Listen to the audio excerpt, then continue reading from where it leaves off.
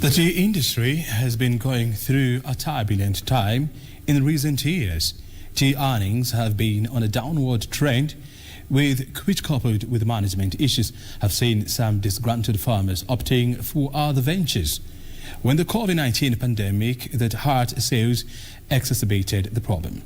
Kenya Tea Development Agency manages 66 tea factories that market production from over 620,000 smallholder farms.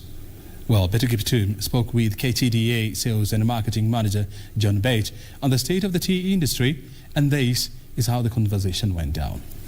Thank you for watching Business Insight. Now tonight in our interactive session, we would like to discuss matters of the tea industry. The industry contributes about 115 billion shillings as at the last financial year to Kenya's GDP. Now, the smallholder farmers under the Kenya Tea Development Agency, that contributed about 69 billion shillings. To put that into perspective, Kenya's tea sector contributes about 40% of the agricultural GDP. And to discuss what that means and how the managing of the small-scale tea farmers is John Bett. He is the Sales and Marketing General Manager at the Kenya Tea Development Agency. Welcome and thank you for speaking with us. Thank you, Betty. Thank you for having me. Asante sana. Now, 620,000 farmers or thereabout under the Kenya Tea Development Agency. Could you just give us how managing that works? Yeah, 620,000 farmers spread across 16 counties in the Republic of Kenya. Is managed through the various small-scale tea factories under the KTDA management. And these small-scale tea factories have been growing over the years in tandem with the production volumes. In the year just ended, in June 2020, we had the highest crop received from the small-scale tea farmers ever in the history of the small-scale sector in Kenya, of 1.45 billion kilos of green leaf. This was processed to make 327 million kilos of made tea, because ordinarily 4.5 kilos of green leaf delivered by the farmers is processed to make 1 kilo of made tea, which is now sellable in the market. So out of that 327 million kilos of made tea, we were able to sell over 80% of it. I'll tell you about 85-86% of that in the global market, because 97% of the small-scale tea farmers' tea is actually exported to a number of countries. Leading among those countries is Pakistan, UK, Egypt, UAE, Sudan, among other countries. So in totality, the small-scale tea sector still plays a very critical role in the rural economies, ensuring that there is livelihoods in terms of incomes, which is used to sustain the farmers' lives. All right. In rural areas. Right. Oh, that is very important, definitely. Yeah. So how does now the bumper harvest, so to say, that you've just given us, how does it translate to the payment for farmers? Yeah, that bumper harvest, in terms of the global, because this is a global business, given that 97% of that is exported, contributes or competes with tea from other producing countries. Globally, we have over 60 countries producing tea. But the key countries that determine the flow of the market is largely Kenya, India, China, and Sri Lanka, amongst others. Of course, there is Vietnam that also has a big place in the supply chain, and Turkey and Malawi from Africa. So when you look at the production from these countries and put them together, it now determines the flow in the price levels given the supply-demand dynamics. So when you look at production situation from these countries, we have from 2018 we have had very good harvest from these countries, resulting in over surplus of over 200 million kilos. Whereas at the beginning of the year just ended, that was as of July 2019, we had over 200 million kilo surplus. So when you put the record crop that we received in the year, it means the prices were definitely going to go down further, because we are supplying much more than what the market can consume. Ordinarily, consumption growth globally is about 3.7%. Production is going as high as almost 4.5%. So you can see that gap. So when we came into the corona pandemic season. The corona pandemic was coming to dampen further and already challenge the environment, because the key parameters that determine the demand of tea globally, one is of course the population and the population dynamics, the economies of those countries, the exchange rates, because the tea is traded in dollars, so when you go and translate to the local currency, so that has an effect. And then now the global supply chain issues, political economic issues, regulatory issues, and all that stuff. So Corona came in just to make an already challenged environment much more difficult. Yes, yeah. And when you mention now the coronavirus pandemic, how did it impact maybe the exports? Just give us those dynamics. How did it hit the industry? In terms of supply, luckily for us as Kenya, we didn't suffer much, because tea, given that it's one of those special crops that was given preference as an export product. The logistics from the farm to the factory, from the factory to Mombasa was well arranged. We had exemptions in terms of logistics to Mombasa from the government, and therefore tea movement from upcountry to the Mombasa was not disrupted as much. Right. But right from Mombasa, in terms of the export process, there was a bit of disruption there, because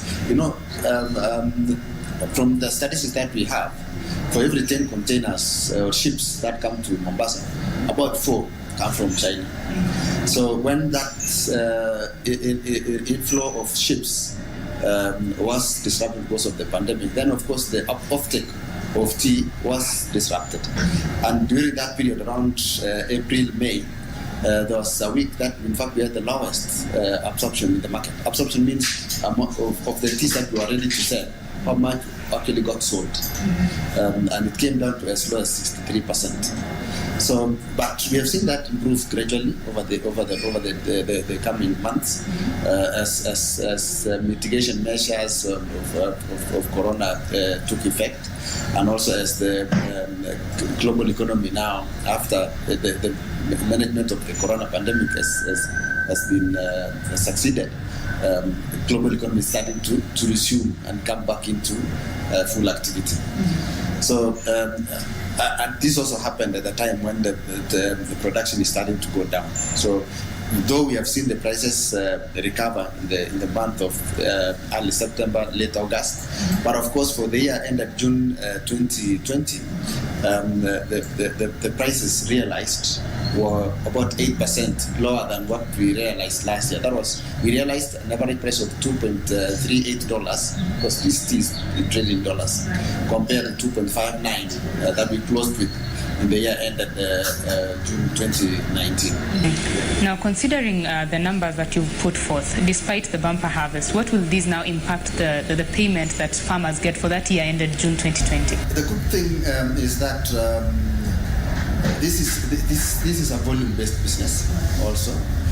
So though the price came down by 8%, we were able to sell more tea than we had the previous year, generating a revenue growth of about 14%. So though the price has come down by that 8%, in terms of the revenue generated from the sale of tea, we had a 14% growth. And this is what the factory boards are now meeting to discuss and declare the final payments to farmers. Mm-hmm. And those final payments, of course, they are ongoing right now. There are some factories that have already released theirs. How do the numbers look? As a managing agent, of course, the authority to declare and announce lies with the factories. So I may not have that right to talk on their numbers. Mm-hmm. But generally, we expect that in terms of absolute numbers, that it's much better than what it was last year. But of course, different factories perform differently, because all factories have different cost structures. Some factories have projects that are running, like new factories, they're doing expansions. So depending on the cost structures of different factories, then definitely they'll announce different rates. Secondly, the quality, the performance of tea in the market is not uniform across all factories, depending on the quality of tea produced from those factories, and also the volumes of tea produced from those factories. So price is the key determinant of the performance of factories, and that is why it's always quality at the end of the day. Right. Yeah. Of course, quality is, as you've said, is a big determinant of the eventual pay that farmers get. There's also the cost of production that you've mentioned. How is KTDA helping farmers to ensure that, or on the factories, so to say, to ensure that production is at its most efficient level? Over the years, there's been a lot of investment in managing the costs. One of it being mechanization.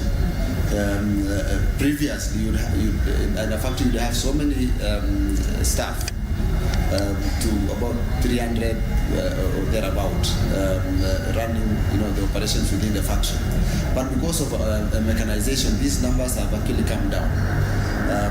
Secondly, we have also invested a lot in ICT to try and automate some of the functions that were being done manually before. Thirdly is investments along the value chain, in terms of warehousing, in terms of power generation, in terms of tea machinery, where we are importing from outside the country. Now we're producing locally. So, and of course, the key among the activities that will ensure that the farmer gets the best return is investments in quality management. When you look at the factory expansions, the factories are expanded to ensure that the tea is processed as fresh as possible. The longer the tea stays in the field, the lower the quality deteriorates very fast. So that investment in factory expansion, new production facility in terms of satellites, the road maintenance, all that has gone towards ensuring that the tea arrives at the factory in good quality, processed and marketed when it's still in its best form. There's a place that I read that Kenyan tea is the only tea that tastes the same both on the ground and in the air. Is that right? That was something interesting to find out. But that said, it means that Kenya's tea has quite some good quality to compete in the international levels. Are there any plans of maybe diversification into other types of tea? Just to admit that the Kenyan tea is of good quality and is accepted globally. It's true. It's true. This is an international business, and in running this business, we have to comply with all the international requirements in terms of the biological requirements, minimum residue levels, and all other aspects of good manufacturing and agricultural practices. So when our tea is able to penetrate all the countries, because we ship to so many countries, because we are able to meet those international standards that will enable us. And that's why when you look at the factories, the hygiene standards, the safety standards, and everything that pertains to good manufacturing practices is deployed. So, and that is what we plan to do going forward, so that we're always able to penetrate new markets, even as we bring in new products. Because right now we have been largely servicing the black CTC segment of the global tea, because globally there are three main types of teas. There's black CTC, black orthodox, and green teas. And green teas can be also green CTC and other types of teas. So we have been largely on black CTC, which means it's restricting us to a few markets. So, but in the recent past, we have also gone into a black orthodox market. This is a market that is largely dominated by the likes of Sri Lanka. Government on what needs to be done, either to manage the land subdivision and also to introduce other revenue streams for farmers that they're able to assist the farmers to meet those challenges. The other big key challenge, of course, is the cost of production. And that is why now we've been investing in power generation to try and bring down the cost of power and also the quality of power. Second is automation. to try and reduce the cost of labor, because labor and energy are the two key cost centers in running a factory. If you can manage those two, then there will be more money to the pockets of farmers. And so one of them is, of course, that power generation. The other one is investment in wood lots. You buy farms, you plant your own eucalyptus, then you supply this. And then the other one is, of course, automation in terms of the e-platforms, trying to use ICT to run most of the operations in order again to reduce on the cost of labor. And how about the education to farmers? Yes, thank you very much. One of our subsidiaries, because we have a number of subsidiaries that have been invested along the value chain of tea to try and lock in as much value for the farmers. I know you are aware that just the other day the farmers received a total of 693 million Kenyan shillings out of the investments in these subsidiaries. So one of the subsidiaries is KTDA Foundation. And the work of that KTDA Foundation is to invest in the farmers, in the pillars of education, health, environment, and to ensure that the farmer is also taken through aspects of, let's say, nutrition, aspects of financial literacy, and also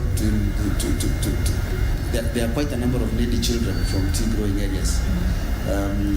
So how can those children be assisted in the schooling? Right now we have about 800 children that are within the education system, courtesy of that program. So this foundation is working with partners. Some of the partners are our buyers to try and assist farmers in those pillars of education, health, and environment. Right. Now, the issue that most people are asking themselves, there are the new tea regulations that were introduced or proposed by the Agriculture Ministry. What is your view? What is KTDA's stand on those regulations? Yeah, I think broadly we need to say that tea, being food, is produced in a regulated environment. And we have always been in a regulated environment, both locally and globally. So the aspects, the discussion that is ongoing right now on the new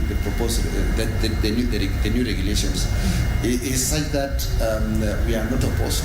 I think the company has pronounced itself that we are not opposed to the tea regulations, but there are some few aspects that we need to engage more on to ensure that we arrive at a progressive regulated environment that is conducive for continued growth and even much more growth for the sector. So I think broadly that's what I can say, that yes, the business is not opposed to regulations. We have always been in a regulated environment, and those aspects that are pain points to the sector, we just need that discussion and understanding so that we can now grow this sector to much higher production or productivity. Yes. And do you say that those discussions are ongoing between the stakeholders that are involved? Yeah, the discussions are ongoing. There are discussions in the field. The field, I mean, in the factories. There are discussions in Parliament. So this discussion, I believe, at the end of the day, we will be able to bring understanding and consensus in how to take this industry. Right, which is very important, of course, the growth of the industry as a whole. Yes. Now, as we move forward now for the tea industry, or largely for the small-scale farmer who is a tea farmer, what is the way forward for them, and what can you tell them as they watch this interview about the future of the tea industry? I think the future of the tea industry is still assured. In the sense that tea is the second most consumed beverage in the world after water. So that future is still there. The population is still growing. The biggest growth areas is Africa, with a young population. So I think the key drivers is how do we ensure that tea stays relevant in the minds and lifestyle of a young person, because that's the future market. If you see established markets like UK, the black tea consumption is going down, but consumption of this green tea and specialty tea products is going up. The same is replicated across the world. So, and competition is getting stronger by the day. We have competition from carbonated drinks. We have more competition from water itself. Previously, water, you only drink water from a tap, or when you're at home or in the office from a bottle. But these days, water is portable. So there's more competition from there also. More competition from coffee, other beverages.